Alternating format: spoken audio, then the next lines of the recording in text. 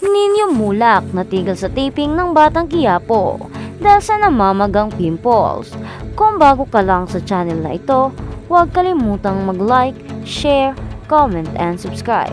At huwag kalimutang pindutin ang notification bell icon para maging updated ka sa bawat upload nating video. Pansamantalang natigil si Ninyo Mulak sa taping ng FPG's Batang Quiapo nitong Martes ng madaling araw matapos magkaroon ng emergency. Ayon sa aktor, hindi niya natapos ang kanyang eksena sa BQ dahil hindi na niya masabi ang mga linya niya. Sobrang sakit na daw kasi ng ilong niya dahil may pimple siya sa loob at namamagana. Kaagad siyang ipinadala sa hospital para mabigyan ng lunas, pero hindi siya napasakay sa ambulansya, bagkus ay sumunod sila kung saan ito papunta.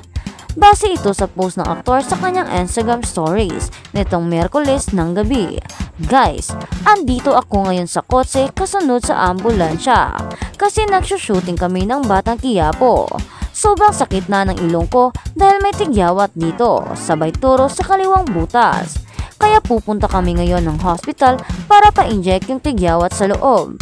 Sobrang sakit talaga. Hindi ko na kayang mag-dialogue saka hindi na ako makaarte ng maayos. Sa sobrang sakit talaga. Kaya pupunta kami ng skin clinic. Ambulansya namin yan sa shooting, kwento pa ni Unit, palayaw ng aktor. Base din sa video post na ibinahagi ni Ninyo ay namamaga nga ang kaliwang bahagi ng ilong niya. Samantala, ilang oras lang ang nakalipas ay nag-post ulit si Ninyo para sabihing back to work na siya at pinasalamatan niya ang mga doktor na umasikaso sa kanya. Kasama niya sa picture sina Coco Martin, Nico Natividad at Ivana Alawi. Aniya, guys, nakabalik na po ako dito sa shooting namin ng BQ. Thank you po Dr. Ortez and Paul Ed Ortez of Ortez Skin Clinic. Anyway, masyadong seryoso ang mga artista na binigyan ng karakter ngayon sa FPG BQ. Kaya siguro, ipinasok si Ninyo at right-hand niyang si Neil Colita. Bilang mga komedyante at nagmamay-ari ng resto bar ang una. Sa kasalukuyan ay nangunguna pa rin sa ratings game ang Batang Quiapo at napanatili rin ito ang mataas na concurrent viewers sa YouTube channel ng ABS-CBN Entertainment. Ang FPG-BQ ay napapanood din sa ibang kapamilya channel at TV5 handog ng Dreamscape Entertainment at CCM Productions. At sa kabilang banda naman, bakit nga ba pumili ng mga social media influencer si Coco Martin na maging parte ng Batang Quiapo?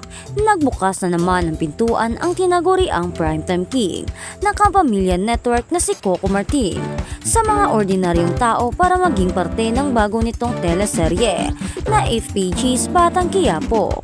Binibiro nga ang kapamilya star dahil hindi lang daw siya direktor, aktor, producer at creative consultant, kundi talent scout na rin dahil may mata siya sa mga may potensyal. At hindi naman siya nagkakamali dahil marami siyang nabigyan ng career sa FPG's ang probinsyano.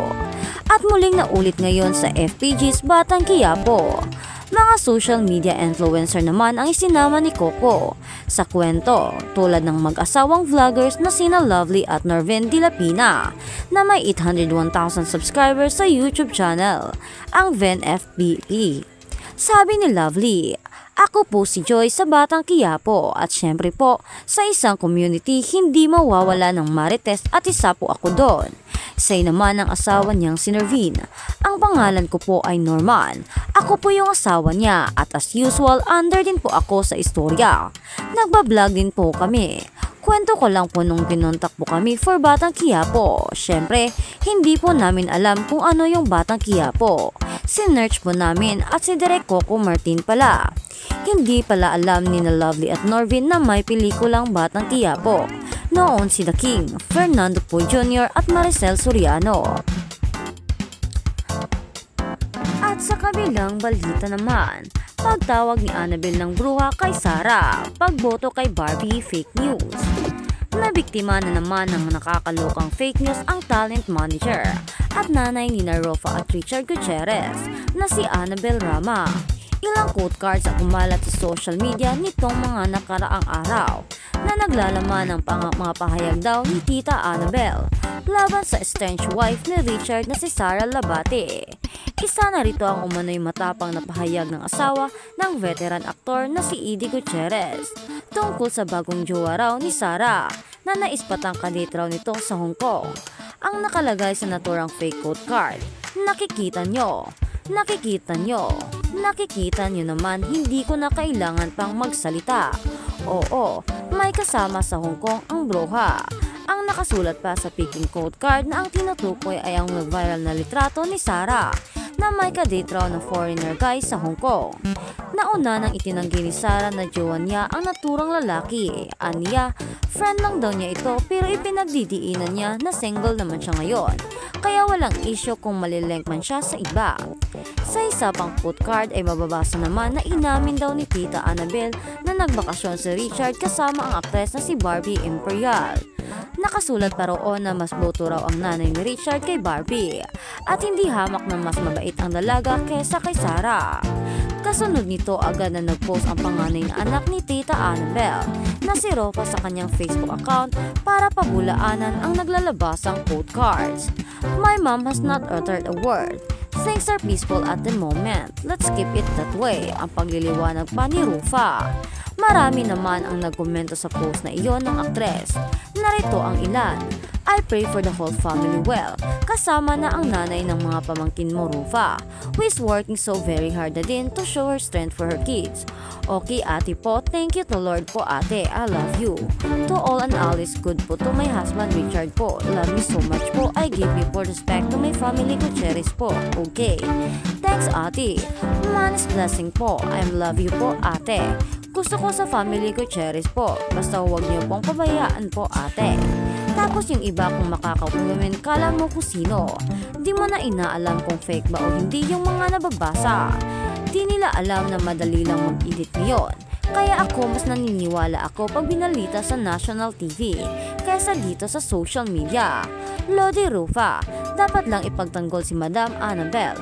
I meet you guys personally. Mabait kayong mag-ina. Ito ang ilan namang mga komento na nababasa namin sa social media.